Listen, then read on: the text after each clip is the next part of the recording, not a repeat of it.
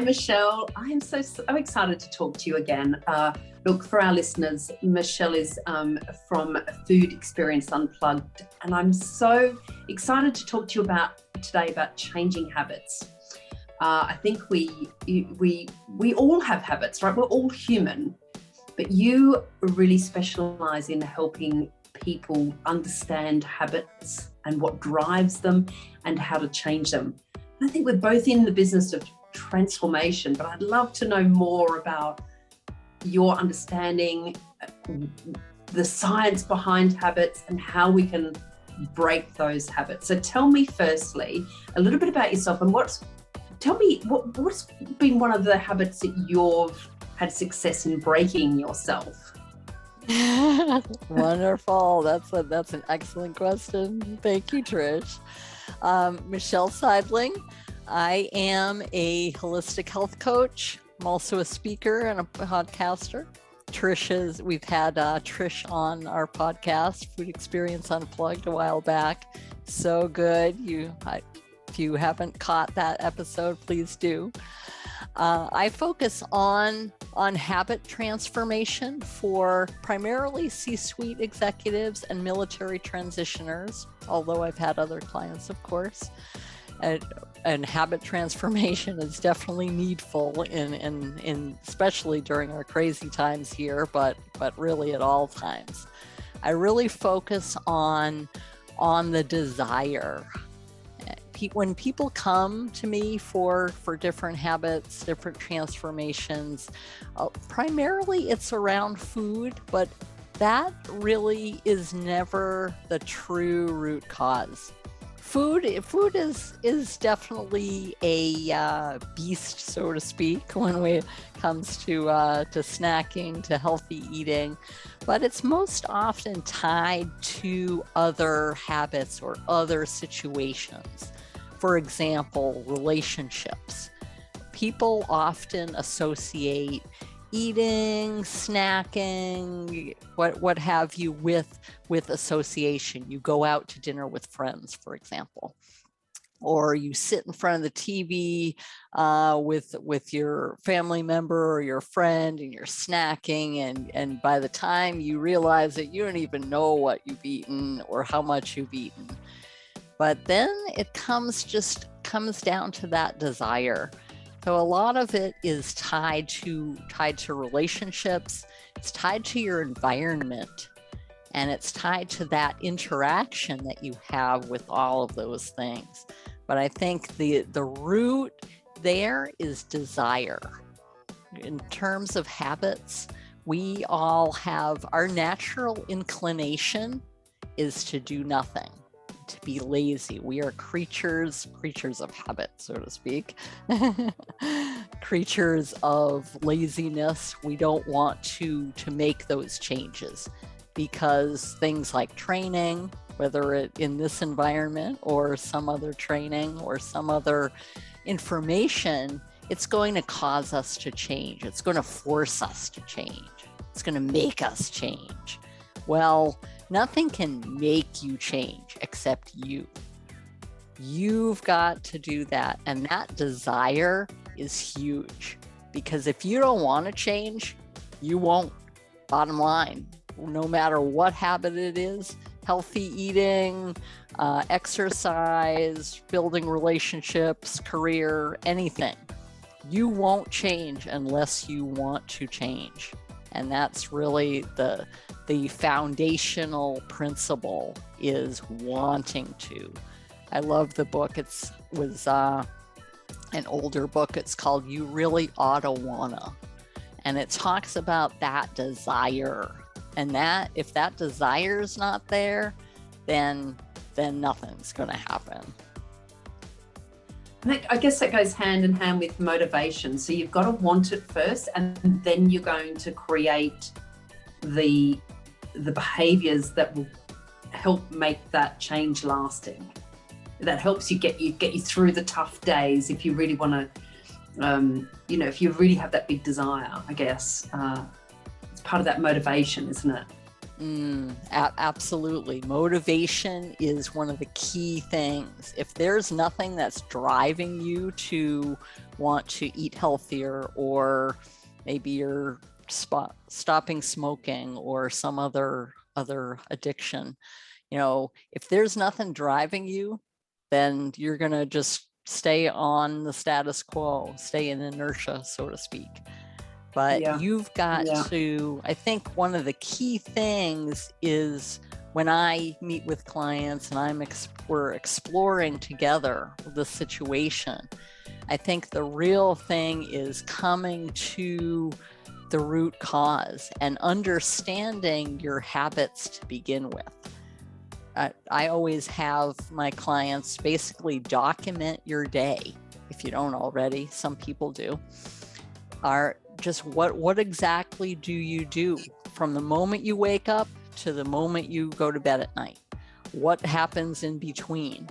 What in terms of your eating habits, in terms of any exercise or movement, in terms of your work, in terms of your interactions with others, in terms of your hunger levels, hunger and satiety levels. What exactly happens during the day, so that you have a picture of what's going on. Because a lot of times people want to change, they want to develop this habit or that, but they don't have a clear picture of what they're doing right now in terms of, okay, you want to drink more water. How much water are you drinking? When are you drinking it? Is it, are you drinking some energy drink, or are you drinking straight water? Things like that. They don't have a clear picture of what they're doing now. So things like journaling, whether you call it journaling, you're calling it writing it down, whether it's in a notebook, whether it's on an electronic device, but getting visibility of what you're doing now, you have that picture, and from there you can say, okay, maybe we can make some adjustments here and maybe here, and you have that visibility to an understanding of, okay, here's my current situation, how can I move from point A to point B? Yeah. And it's interesting that you could have triggers earlier in the day that could then put you at risk of snacking or doing some other sort of behavior later in the day, because you're already tired, hungry, thirsty, and your body is becoming so confused that it's starting to fall back into old habits, couldn't it? If it's, if you're triggered by something earlier in the day, whether it be at work or a relationship or your kids or something, then you may be more at risk of doing something later in the day that you don't want to be doing, that's moving you further away from your health goals. Do you find that to be the case? Absolutely. Environment is a big thing, and stress levels is a big thing. If the first thing you're up, and then you've got quarreling family members, or maybe you overslept and you were just rushing to get the kids off to school, and yourself out the door to a meeting or online to a meeting, whatever the case, you've got that adrenaline going, and long term, that's not good. Once in a while, okay, maybe you need a little adrenaline kick, so to speak, but in terms of building habits, stress and environment can be your best friend, or it can be your worst enemy. Yeah, it can so quickly unravel if you've had a bad day and then you're thinking, okay, I'm just gonna, what the hell, I'll have the crisps, I'll have the wine, I'll have too much coffee, and you just think, and then it all quickly unravels, and then the next day it could be unraveling further, and you think, I did that yesterday, so might as well continue down that slippery slope. That's interesting. So tell me, what are the common symptoms and challenges that you see with your clients? Sure, absolutely. I think that's kind of a big thing, is in terms of, let's say, how would we say it? Just kind of, I guess, changing the momentum, so to speak. is, I blew my workout this week. I didn't even go to the gym. Why bother? I'll start next week. Or, yeah, I just finished this bag of crisps and, oh well, I'll just have another glass of wine to go with it. And, I'll just start later. I'll start the habits later. Let's not do it right now, because that's going to force me to change. I want to do it later.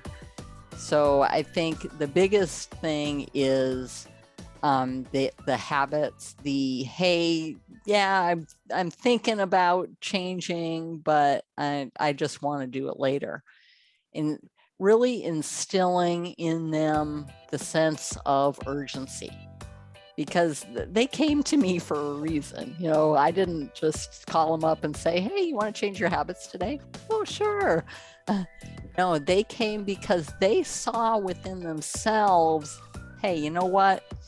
I'm having a few too many glasses of wine in the evening, and I just really need to break this habit. Or, you know what? It's been a long time since I've been to the gym, and I really need to get back. I want to feel better. I want to look better. Then they have that in them. But it's the question of jump starting. I'm helping them to see the possibilities. As a lot of times it's all about visualizing success as well.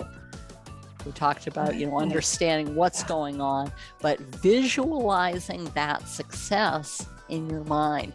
What do you want to happen? What would it be like if that thing happened? If I was back to the gym 5 days a week? I'm just making up something. Or what would it be like if I just had one glass of wine in the evening instead of 4? Any particular habit. So helping them to realize that the time is now, and understanding the root cause. I get a lot of people who think, I want to lose 10 pounds, or I just want to, if I just lose this weight, then I'll be okay. But weight loss, it's great. I'm not knocking it at all, but it's not the problem. It's a symptom of a larger problem of your habits, of your eating habits, of your exercise habits, of your environmental habits. And helping people identify the root cause and the what is the situation, and then visualize moving forward. That's the biggest thing in terms of working with different people. It sounds amazing. So let's take the example of too much wine, because a lot of my ladies in clinic that do my programs, they're of a certain age, we've got to perimenopause or menopause, and we're presenting with becoming accidentally overweight. It wasn't the intention, but it sort of crept on up, and we've got ourselves in a situation where there's a lot of stress going on, and therefore having a few glasses of wine most evenings has become a habit.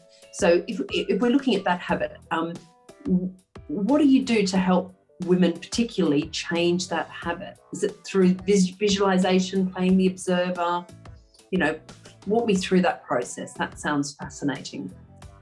Sure, absolutely. In terms of that, I think it's first identifying, what is the environment? What are the circumstances in which you're having X glasses of wine? Are you out to dinner with friends? Do you go out most nights and then you're drinking different glasses of wine, and it kind of goes a little too much for what you want? Or are you sitting at home? Are you doing a combination of those two? So really understanding to begin with, what is the environment and what is your intent? What is your purpose for having a glass of wine? If you're tired at the end of the day, maybe you want to just relax with a glass of wine. Well, can you relax with 1 glass of wine? Does it have to be 4? Does it have to be a certain amount before you say, okay, I'm feeling relaxed now and I can go on with the rest of my evening? What is it that triggers that? That triggers, okay, yeah, sure, let's just stay a while. Is it the interaction? A lot of times it's the interaction with, whether you're out with friends or with family members. Oh, sure, I am enjoying the conversation. Sure, I'll have another glass of wine. And before you know it, you've, consumed more than what you expected. So a lot of it is just really understanding that environment. And okay, would I feel relaxed with just 1 glass of wine? How would it be if instead of 4 glasses, maybe tomorrow I'll just have 3 glasses? Don't necessarily need to make abrupt changes all at once. BJ Fogg, the Stanford professor, talks a lot about tiny habits and just those small incremental changes. I mean, of course, you can certainly go from 4 drinks to 1 drink if you want. But in terms of lasting change, it's those incremental changes that are really going to make that difference. So to begin with, to kind of reiterate here, just for understanding, in understanding what it is and the circumstances in which you are engaging in drinking. And okay, what do I want to happen? Yeah, and then exploring alternatives to that. So how do you keep a client accountable to their goals? Like they come in and they're saying, okay, well, I want to make these changes. How do you keep them accountable? Make sure that they're doing what they say. Well, to begin with, whatever they set the goals. Let's just set the record straight here. They're the ones who set the goals. I don't say, okay, I want you to do this and this and this, and then I'll see you next week. Okay, great. Well, chances are, if it just comes from me, not going to happen, or it's going to be minimal. But they're the ones who come up with realistic goals. What is something real that I can go forward with, that I can try? And really helping, I support not only accountability in terms of a coaching relationship, but I also advocate accountability, local accountability, so to speak. Whether it's get a family member, talk to them about your goals, talk to a close friend about your goals, having someone there in their local area and right there in person, in addition to us as the coaching relationship too. The more accountability, the better, because you've got others talking about it. You have others with different perspectives and experiences. Chances are there are people who have gone through your situation. They say, you know what, I was having 5 glasses of wine a night, and then, I did this and this, and, I been really able to curtail it, but yet still relax and enjoy the evening with my friends, things of that nature. So accountability is one of the key things, whether in person and through a coaching relationship. And if the coaching relationship's in person, that's even better. There you go. And I think that's why also the group programs work so well, because it's a certain number of people coming together for a certain amount of time, say 8 weeks, and having those accountability buddies, having those check-ins of everyone going through a similar sort of thing, whether they're wanting to beat the bloat or have a flutter tummy or kick some habits, stop relying so much on coffee and alcohol as energy providers. And doing it in that group setting really keeps people accountable in a fun way. I think that's why I love running the group programs as well, because you can see from week to week the people that are really spurred on by each other, and I think that's amazing. Tell me, do you ever offer any sort of incentives with your clients to help them achieve their goals? Well, their incentive is, a lot of times I offer them, an additional coaching session, for example, or I have a lot of different reference guides, different things that help them. So I think a lot of times, especially with, I also offer, a program that includes group coaching as well as individual. And I think a lot of times their incentive is that interaction with the others, like you mentioned. A lot of times I'll offer a special Q&A with for those who have met different goals and really achieved what they wanted. I think it's incentivized is what you make it. And that's part of kind of taking a look to begin with and visualizing success. Okay, well, what will incentivize me? What would it take to get me to maybe only have 1 or 2 glasses of wine instead of 4 or 5? What would it take to really see that success? And some people are incentivized by a lot of different things, of course, but in just what is going to really motivate you. And for some, it's that group win, that hey, we're gonna run a special Q&A, or hey, I'll give you this bonus book or bonus reference thing. A lot of times the incentive is, wow, I told my husband about it, and then we're going to go on this special date if I can make the goal, or things like that. So a lot of times the incentive I do offer incentives, but a lot of times the incentive doesn't just come through me. It also comes through them in terms of, okay, what are the possibilities? Let's go on a special trip, or maybe go out to dinner for a special occasion.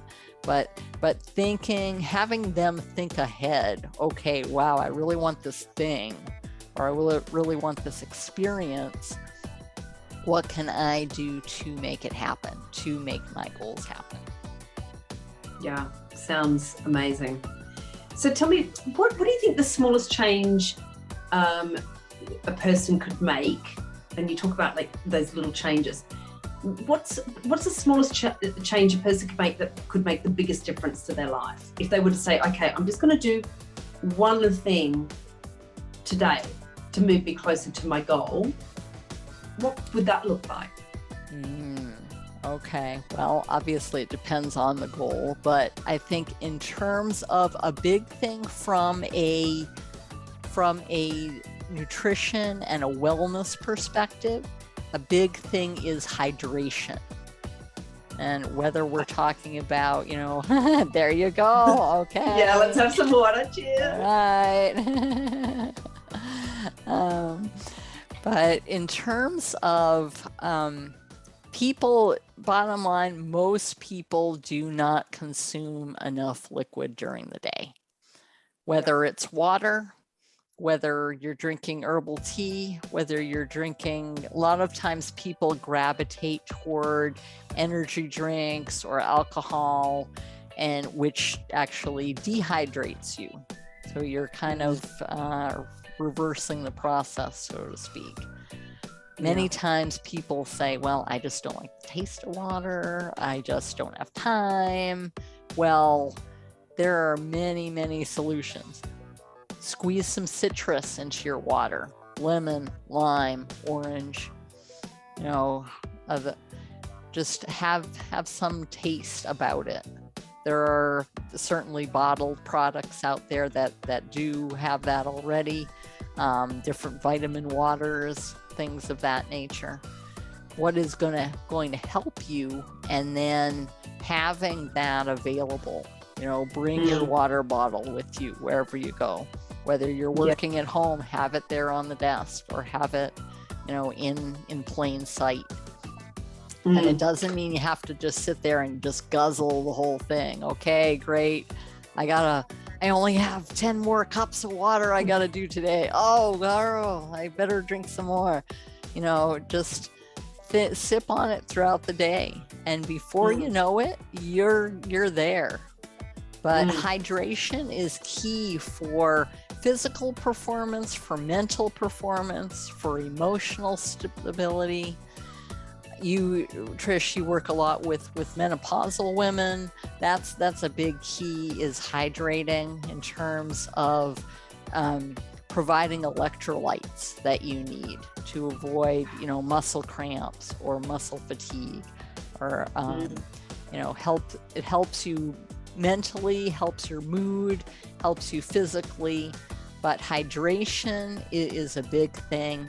You're also, and in terms of, consuming alcohol, or, if you're hooked on energy drinks, things like that, having that hydration to begin with will help to kind of curtail that, because you're not thinking, oh man, I'm thirsty, I'm just going to chug this glass of wine, and then you're have issues later on. I think one of the biggest things is hydration. It's a very small change, but it yields a big result and a big health benefit for you. Absolutely, and especially in terms of energy and metabolism and balancing those hormones. We know that hydration is important for all of those things, so it is so important. And I've found that you can always easily think, oh, I'm drinking enough water, but if I have 2 of these at my desk, like I have 2 glass bottles under my desk, and I fill them up at the beginning of the day, or generally the night before, and I have them sitting at my desk, and then I think, oh, okay, and I'll get to this time in the afternoon, I'll think, oh, right, one of them's still full and the other one's only half empty. I think, yeah, right, I'm not drinking, actually. It's hard to tell sometimes, unless you've got a physical way of logging it, like, oh, here's another cup, like you write them down, but I thought that's the best way for me to measure how much water I'm drinking a day. And then I've got herbal teas on top of that. But it's so easy to get out of the habit. But it's a simple one once you're in the habit. So it's having those little reminders that is an easy way for you to know exactly how much water you're having, for sure. Tell me, what are your thoughts around the language of habits? Like we talk about good habits and bad habits, and we place a lot of meaning around bad habits, and then we have these emotions associated with that, like guilt and shame. What's your thoughts around the language and the psychology of good and bad habits? I think self-talk can be helpful, but can be detrimental. A lot of times we in general tend to gravitate toward negative self-talk.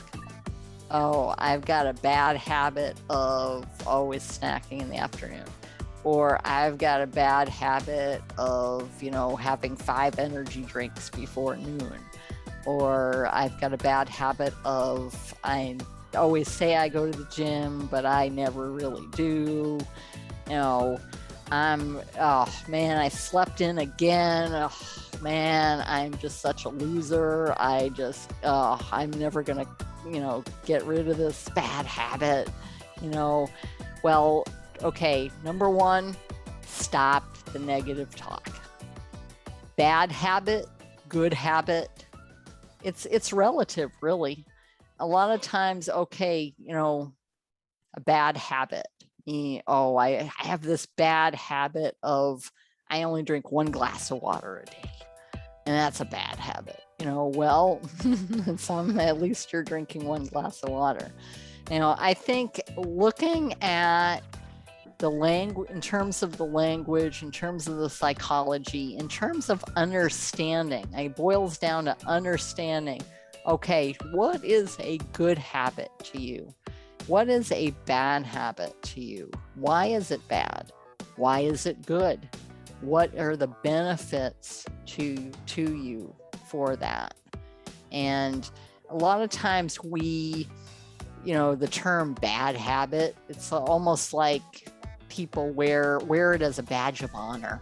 Wow, yeah, you've got a bad habit? Hey, so don't I. Wow. It's just like misery loves company. We want to kind of validate our bad habits and justify our actions. But the reality is that talk is never going to facilitate change unless you change that around. Why is that bad habit a good thing? Do you feel better talking among your friends about a bad habit than a good one? You could easily say, wow, you know what? This was amazing. I hooked up with Trish on Friday morning and we went to the gym and it was amazing. And wow, you should really try, to come with us. And why can't we get excited about a good habit? And we can, and we do. People do. But it's a question of overcoming that stigma of the language of the bad versus the good, or the negative self-talk, to really understand your potential. When you get rid of that talk and really look toward change, that's when it happens. Yeah, and I tend to think about we make a lot of things mean things. So if we have this say for example, cheese is really bad and alcohol's really bad and sugar's really bad, and therefore, and we're having that, and then we feel guilty around that choice, we're making that mean something. So we have these relationships and emotions around food that we're almost giving too much power to. And when we associate it with something good or bad, then we're giving it power. So if we can remove the power that it has over us, then we can start to change the relationship we have with that thing. And it's neither good or bad, it's just is. Like cheese is just cheese, right? But when we make it something that's really bad, then it's got this power over us. And then we're like, oh my God, but giving up cheese would be the hardest thing that I could ever do. So I think we need to observe our language around things, because when we're telling ourselves something's really hard, then guess what? It is. Or when we say, it has this power. So I suggest to my clients to play the observer around that language, because then, the more we understand what we're saying to ourselves around certain choices, the greater chance we have of changing those choices and removing the power. Because whenever we feel that it's something really powerful or really hard, it will be. So I think that, that can help things, I think. So tell me about maintaining, like the art of maintaining a habit. So, we come into a program and we've been really on point for a month, and then all of a sudden we'll go back to our old ways. Like we come out of a program and we think, I speak to some clients many months down the track, and some of them are, oh my goodness, I'm still off the booze and I hardly have any sugar and I'm fermenting a lot and I feel so amazing and I'm sleeping really well. And then some other clients I'll talk to a few months down the track and they'll go, oh, life's got in the way. I really, I'm back to the bread and cheese every day. I put back on the weight. How do we maintain a plan beyond a program? Like that is one of the key things, and you've really hit the nail on the head, so to speak, is that people go through those programs, whatever program it is. You've got literally thousands of different programs for wellness. But the key thing is people do not have, or rarely have, a maintenance plan. Okay, great. You've overcome your addiction with smoking or with alcohol, or you've lost this amount of weight. Great, congratulations. What's your maintenance plan? What are you going to do to keep doing those things? Because people, whatever it is, they stop, they think, okay, great, I've met the goal. They stop doing the very things that are helping them. The reason why you've been able to lose X amount of weight is because you've had different eating habits. You likely have had different exercise or movement habits. Your routines and your habits are changing. If you're going to just throw all of those away and go back to the way it was, you'll end up the way it was. And having that maintenance plan, whether that means continuing whatever program it is, and many programs do have kind of like a continuation or community environment whereby you can continue those types of things. Not real typical, but in terms of just deciding, okay, how satisfied am I with this program that I'm doing? I met my goals. I can keep it up and just do what I'm doing. Is there any reason not to? What are your other goals? You should say is, okay, maybe I met my weight loss goals. Okay, maybe my goal now is just to maintain. And what can I do? Chances are you can continue on a lot of those habits that you've learned in your program. Look, too many people just dismiss it. Okay, I've met the goal, and then I'm going to throw everything away. And just understanding what brought you to that point. Yeah. And it can be, again, it's the little things, like if the morning schedule, like making sure you're adequately hydrated, having fat and protein earlier in the day, making sure you're not getting too stressed and, your blood sugar balance is a little bit out of whack. So you're getting hangry and then you're reaching for the wrong foods. And like I always say to my clients, I always aim to apply the 90-10 rule. So you're not trying to be perfect all of the time. And allow yourself a little bit of slack, but generally you are eating very, very differently. Like it's a lifestyle change that, you're having a great diversity of fruit and veg. You're really taking the time to nourish. So you're crowding out the bad stuff. So you're feeling so good that there's very little room for things that may take you off track. And then giving yourself a little bit of slack, that's okay, but that makes it a lifestyle change that is much more sustainable in the long term, I think, doing those little things. So absolutely. I know when my morning schedule, when I don't do my morning schedule, my morning routine of hydration, some affirmations, some gratitude, a little bit of me time before the busy day, things can get a bit sidetracked. So I know that if I pick up my phone, as soon as I get out of bed, I'm already in this world of someone else's problems or chasing my tail, chasing that energy. And then I'm much more inclined to have coffee. And then I'm much more inclined in the evening to feel like, I'm just a bit overworked or overwhelmed. I need something to relax, and then the difference, if my morning routine is on point and I do all those little things that make a little difference, and they're only 5-minute things like the gratitude, the hydration, the lemon water, the apple cider vinegar, the oil pulling, and they're all little things, but my day will go completely differently.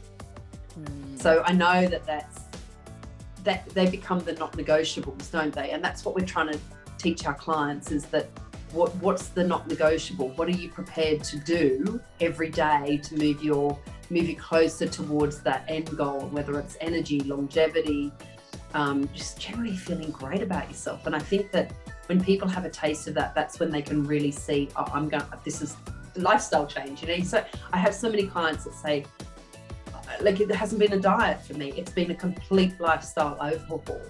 And I'll never go back to what I was doing before, because they can feel the benefit of feeling so different. Absolutely. And that's really the importance of evaluation, of self-evaluation throughout the process. Okay, you're at the beginning, like, okay, I want to lose this weight. Okay, I'm doing okay. How am I doing? And throughout that process, you're making adjustments. Maybe there are little tweaks in the system. Oh, okay, I've met the goal. How can I keep feeling great? How can I, what do I feel now? How much in command of my life, in control of my life do I feel? And how can I keep it up? Maybe, okay, I've met the goal. Okay, maybe I want to add a cheat day where I can just eat anything I want or whatever. That's all well and good, as long as you're not adding 2 or 3 or 4 cheat days or anything like that. But just really understanding how you're feeling, what's going to keep you feeling that way going forward, and that you're not giving up 90% of your routines that brought you there in the first place. And there are always going to be blips on the radar. There are always going to be days where things happen that you didn't expect. Maybe something big happens at work and you've got, spend hours on some project and you've got to drive your kids to here and there, and you've got this appointment and that appointment, and then, oh, by the way, you got to get dinner on the table, and things just add up. But the more you can focus on and do your best to plan for, and okay, I'm feeling good. Here's my plan. What's my plan B? What if something, goes awry? What can I fall back on something? Maybe oh man, I forgot. I walked out of the house without my water bottle. Oh, wait, I've got a water bottle in the trunk. Okay, perfect.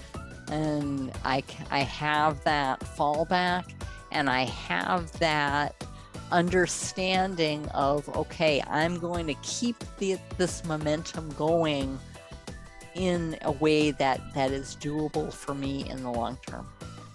It's interesting, like there's certain things, I guess, that are in our control and certain things that are out of our control, but I like having that plan B. So when things are out of our control, you can quickly go, right, I've got this, I've got a plan B. And you've got to, I think even just having a list of those triggers and what you're going to do when they pop up. So you've got like your own little guide as to what you can do can be really important. Absolutely. And that's the importance of BioIndividuality, is that we are all different. We all have, yes, we're all women, and we all have, in the case of menopause, we all go through menopause. 100% of women will go through menopause. But we are individuals. We have individual circumstances. We have individual DNA. We have individual life circumstances. And I think knowing yourself, knowing your current situation, and you kind of have a feeling sometimes when things go awry in your schedule, or maybe things things came up that you didn't plan for, things didn't go quite the way you expected. A lot of times we tend to kind of have that inkling in our mind, like, oh, I knew something was going to happen. And then I ended up eating those crisps, and then things went downhill, and I had 4 glasses of wine, and then I didn't feel good. And then so I think understanding what could happen during the day, in addition to journaling about, okay, here's what I am doing, just kind of look at your day in terms of, okay, what could happen? Doesn't mean that you have to start overanalyzing every possible scenario, of course, but just what are some real triggers that could throw you off course in terms of your eating habits, your hydration, your exercise, your different work routines, different your sleep habits. What are some little things that are happening in your life that could potentially throw off that schedule? And what's the plan B? That if, okay, well, maybe, oh man, it's late in the afternoon. I have no clue what we're having for dinner. Okay, you pull out your leftovers from the fridge from the night before and reheat them, and okay, there's dinner. Or, okay, maybe I can get my husband to whip up a little something while I'm finishing a project, something of that nature. But knowing yourself and being able to make those adjustments on the fly is important, as well as the actual habit. Yeah, that's really good. So tell me, what you must have seen quite a lot of transformations over the time of coaching people. What's the biggest transformation that you've seen in somebody? I think just in looking back, in terms of helping people, in terms of balance, one person in particular comes to mind. Of course, I don't name names, but in terms of, she initially came to me with a weight loss goal. And of course, we had the conversation that we had today on, okay, weight loss is great, but what's your plan? What's the root cause? And there were several things in her life that she wanted to make some adjustments. Yes, some of it was weight loss, but others was including self-care in her day and in her week. Being able to do meal prep and planning for her different family situations. She had young children at the time, and being able to balance meeting the needs of her family with meeting her own needs health-wise. She was able to prep smoothies for the morning, for example. Being able to make sure she has a healthy snack in her bag when she goes off to work or goes off to an appointment. Just being able to kind of see the possibilities. She had kind of a multi-directional kind of goals, so to speak, but a lot of it focused on preparing and including self-care and including incentives. For example, she had a certain outfit she wanted to be able to fit into at a certain, to be able to go to an event. Or she had being able to go on a special date with her husband, or a special family event if she met goals. So being able to kind of see the aha moments in people and seeing that desire for change and seeing the wheels turning. Okay, what are the possibilities and what can I do to make that happen? I, as a coach, am a facilitator. I can't force you to meet your goals. I can't force you to drink more water or eat healthier or anything else. But I can provide that perspective and helping you to hone in on the goals that you see fit. And just seeing that transformation alone, in addition to the weight loss transformation, in addition to seeing her build those routines and seeing her countenance, seeing her happiness in fulfilling the goals, but also in that residual effect. Okay, I'm happier now. I feel more in control of my life. I'm a better wife. I'm a better mother. I'm a better employee. I'm a more effective in my community. Just seeing that transformation of not only her goal fulfillment, but also, hey, I want to keep these habits going because I want that degree of happiness. I know what it took to get here, and I want to stay here. I don't want to go back to my old habits. Oh, that's amazing. Oh, someone's trying to call me. That's not decline that. Sorry about that. My goodness. So tell me, based on that, and we'll probably finish up with this thought, but this is interesting because it's about the desire, which you've already touched on. So we know what we have to do, right? The majority of us, we know we need to exercise, we need to drink more water, we need to make sure we're staying away from too much refined sugars and alcohol and caffeine.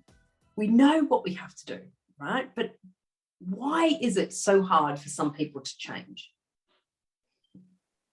Well, kind of goes back to BJ Fogg's situation in his statement. In basically, our natural inclination is to be lazy, is to, no, I don't want to change. I'm fine with, it's nothing wrong, that's fine. My cholesterol level's a little high, but it's okay. Maybe I'm having some mood swings from my menopause. What exactly? Yeah, I'm fine. I'm fine. Yeah. And that may or may not be true, but I think that the real driver is, okay, what are the possibilities in my life? Yeah, maybe am I just on a scale of 1 to 10? How am I feeling right now? How do I want to feel? What is it going to take to get there? Maybe, I'm fine. I'm kind of a couch potato right now, but I see some people at the gym, going to the gym. Yeah, maybe I'll get to there someday, Yeah. But I think really just setting that spark in motion is really, really half the battle. People that's not their natural inclination, but you can have it become your natural inclination, and it all boils down to really that desire, what you want and why you want it. And I love the quote from organizational psychologist Benjamin Hardy, who says, when you understand the why, you figure out the how. And understanding why you want to change and what is going to motivate you to get there, because you're the only one who can change. Who can change you, I should say. And we don't want to wait until we get some sort of crazy diagnoses. We want to, we want to feel inspired. And I do encourage people, and I do this myself, is to check in regularly throughout the day. How am I feeling? How do I want to be feeling? What's going to move me closer to that feeling? So, you're really checking in with that, that level of motivation. Say, okay, if I want to feel calm and lighter and brighter, and I want to feel sharper in my mind, what is it that I need to do today to move me closer to that? And it's tricky in the menopause. We've been struggling with brain fog and bloating and sluggishness and all those things to reach for some quick fix. But what we really need to do is, create those habits that will create lasting change, that will move us closer towards feeling lighter and brighter and joyful and happy and calm and sleeping well and still having that sharp cognitive function. So I think that is that's really good. And I think also, understanding that human nature, we as you say, inherently we can be lazy, we don't like change, but we need to embrace that if we're going to move forward, because change is a given, isn't it? But sometimes we can be so scared of what that might look like. So I like that clarity around, if you can visualize the possibility of feeling really good about yourself and sleeping well and feeling nice and light and bright and sharp, then we can move towards that as a possibility. I think that's a really good skill that you will have, that you can help clients see what is possible, for themselves, for their future, and help them, guide them, motivate them, give them the tools to move closer towards that, and then to keep them accountable to, come on, this is what you said you wanted to do. let's keep you accountable to moving closer to those goals. So I think that's a real art form. So tell me where, I know that you've got the podcast and you've got your programs. If, like, you know, ladies, you're listening to this and you think, yes, right, I want this for my life.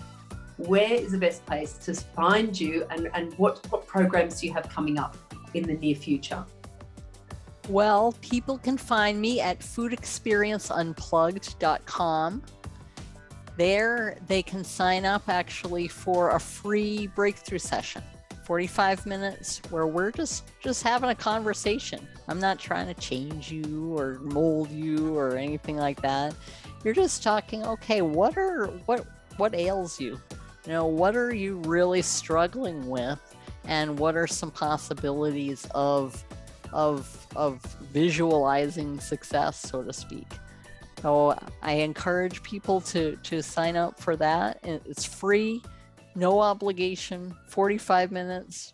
You know, you can talk as little or as much as you want, and just kind of understanding your situation. In terms of a up and coming, those who are, if there are any people transitioning from military service in your group or anything like that, I'm actually starting a new podcast beginning in January, in addition to the Food Experience Unplugged podcast. There's one called Military Transition Wellness, and we talk about the wellness aspect of transitioning from military service.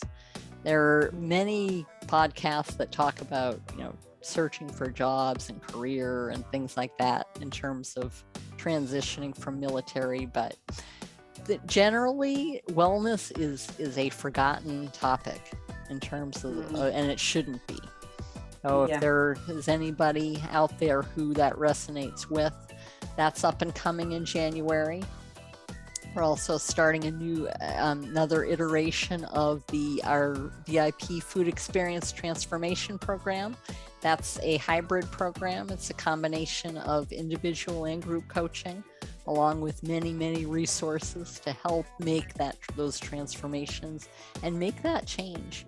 And it, just like going back to BJ Fogg, it starts with tiny habits, the tiniest thing that you can think of to move toward your goal. I think in terms of leaving something with your listeners here, and understanding that it's doable, that there are many things within your control in your life. You decide what goes into your body, food and water. You decide with whom you interact and the relationships you have. You decide what type of environment you're going to have at home and in other areas. You know, you decide to increase your knowledge base. Well, I don't know much about, you know, healthy eating or hydration, but you can learn, being willing and open to learning different things. And then being able to interact and have that motivation to move forward. I think those things are the key things that you are in control of, and just being able to and willing to move forward in your life with whatever goals you have. So that's in a nutshell how to get in touch with me and what things are really going to make a difference in people's lives.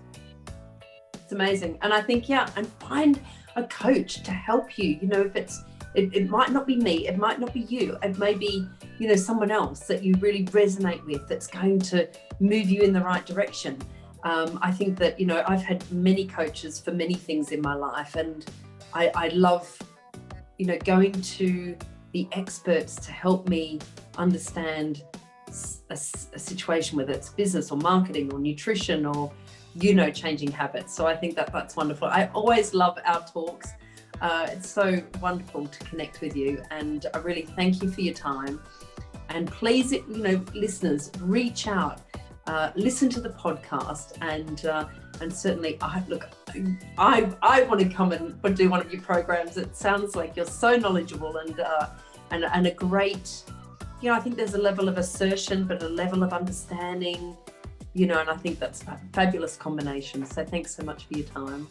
Oh, thank you, Trish. It's been a pleasure talking with you and your listeners, and I really hope that they'll take steps to really make lasting change in their life. So thanks